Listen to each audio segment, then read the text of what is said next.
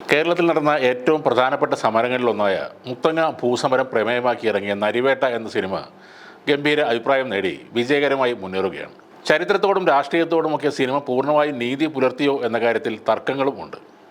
മുത്തങ്ങ ഭൂസമരം വീണ്ടും കേരളത്തിൻ്റെ സാമൂഹ്യ മേഖലയിൽ ചർച്ചയിലേക്ക് കൊണ്ടുവരികയാണ് ഈ സിനിമ. 2003 ഫെബ്രുവരി 19 കൈരളി ടിവിയുടെ ഒരു മാധ്യമപ്രവർത്തകൻ അവരുടെ ക്യാമറമാൻ ഷാജി പട്ടണം പോലീസിൻ്റെ കണ്ണിൽപ്പെടാതെ ഒരു മരത്തിൻ്റെ മുകളിൽ കയറിയിരുന്ന് തൻ്റെ ക്യാമറയിൽ ഒപ്പിയെടുത്ത ദൃശ്യങ്ങൾ പുറത്തു വന്നപ്പോൾ കേരളം നടുങ്ങി എന്ന് വേണം പറയാൻ. മുത്തങ്ങയിൽ കുടിൽകെട്ടി സമരം ചെയ്യുന്ന ആദിവാസികളെ പോലീസ് ക്രൂരമായി മർദ്ദിക്കുന്നതും അവരുടെ കുടിലുകൾക്ക് പോലീസുകാർ തീ വെക്കുന്നതും അമ്പരപ്പോടെയാണ് ലോകം കണ്ടത്. പച്ചവെള്ളം പോലും ചവച്ചു കുടിക്കുന്ന അതീവ സൗമ്യനും ആദർശവാനുമായ AK ആൻ്റണി മുഖ്യമന്ത്രിയായിരിക്കുന്ന സമയത്ത് ഈ നരവേട്ട നടക്കുകയാണ്. 2 വർഷം മുമ്പ് സെക്രട്ടേറിയറ്റിന് മുന്നിൽ കുടിൽകെട്ടിയ ഇതേ ആദിവാസികളുടെ സമരം അവസാനിച്ചപ്പോൾ ചെണ്ട കൊട്ടി നൃത്തം ചെയ്ത ആൻ്റണിയെ ആളുകൾ മറക്കും മുന്നെയാണ് ഈ ക്രൂരത അരങ്ങേറിയത്. മാവോയിസ്റ്റുകളായിരുന്നു ഈ സമരത്തിന് പിന്നിൽ എന്നായിരുന്നു അന്നത്തെ DGP KJ ജോസഫിൻ്റെ നിഗമനം. അന്നത്തെ പോലീസ് ഓപ്പറേഷനിടെ വിനോദ് എന്ന ഒരു പോലീസുകാരനെ ആദിവാസികൾ ബന്ദിയാക്കുന്നു. അയാൾ കൊല്ലപ്പെടുന്നതോടെ പിന്നീട് പോലീസ് നടത്തിയത് ശരിക്കും നരനായാട്ട് തന്നെയായിരുന്നു. പരിക്കേറ്റ് ബന്ദിയാക്കപ്പെട്ട് കിടക്കുമ്പോഴും വിനോദ് തൻ്റെ ചിത്രമെടുത്ത മാധ്യമപ്രവർത്തകരോട് പറഞ്ഞിരുന്നു, എൻ്റെ വീട്ടുകാർ പേടിക്കും, അതുകൊണ്ട് ചിത്രങ്ങൾ ഒന്നും കൊടുക്കരുത് എന്ന്. വിനോദ് മരിക്കുമെന്ന സമരക്കാരും കരുതിയതല്ല. പക്ഷേ ബന്ദിയാക്കലിനിടയിൽ പരിക്കേറ്റ അയാൾ രക്തം വാർന്ന് മരിക്കുകയായിരുന്നു. എന്നാൽ സിനിമയിൽ അത് വേറെ രീതിയിലാണ് പറയുന്നത്.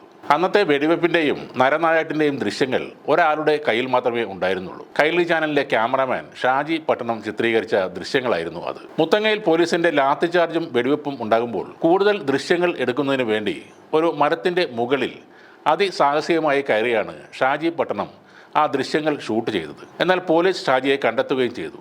മരത്തിൽ നിന്നും പോലീസ് ഷാജിയെ വലിച്ച് താഴെ ഇറക്കി മർദ്ദിക്കുകയും ക്യാമറയിലെ ടേപ്പ് ഊരി വാങ്ങുകയും ചെയ്തു. പക്ഷേ അതിനു മുന്നേ ഷാജി ആ റെക്കോർഡ് ചെയ്ത ടേപ്പ് ദൂരേക്ക് എറിഞ്ഞിരുന്നു. പോലീസിന് കിട്ടിയത് കാലിയായ ടേപ്പ് മാത്രമായിരുന്നു.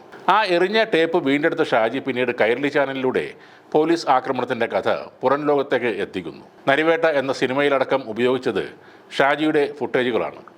മുത്തങ്ങയുടെ വനാന്തരങ്ങളിൽ അന്ന് വലിയ മനുഷ്യാവകാശ ലംഘനം നടന്നിട്ടുണ്ട് എന്നത് ലോകത്തിനു മുന്നിൽ എത്തിച്ചത് ഷാജിയുടെ വീഡിയോ ആണ്. അതുകൊണ്ട് നരനായട്ട് എന്ന സിനിമ ആഘോഷമാക്കുമ്പോൾ തീർച്ചയായും ഓർത്തിരിക്കേണ്ട ഒരു പേരാണ് ഷാജി പട്ടണം എന്നത്. ആരും അറിയാതെ പോകുമായിരുന്ന ചില ക്രൂരമായ യാഥാർത്ഥ്യങ്ങൾ ലോകത്തിൻ്റെ മുന്നിൽ എത്തിയത് ഷാജിയുടെ അപ്പോഴത്തെ മനസാന്നിധ്യം കാരണമാണ്. അന്നത്തെ മുഖ്യമന്ത്രി ആൻ്റണി എന്ന പുണ്യാളനെയും അന്നത്തെ വനം വകുപ്പ് മന്ത്രി K സുധാകരനെയും ഒക്കെ കേരള ജനത ഒരിക്കലും മറക്കാതെ ഇരിക്കാനും ആ വീഡിയോ ടേപ്പ് കാരണമായി മാറി.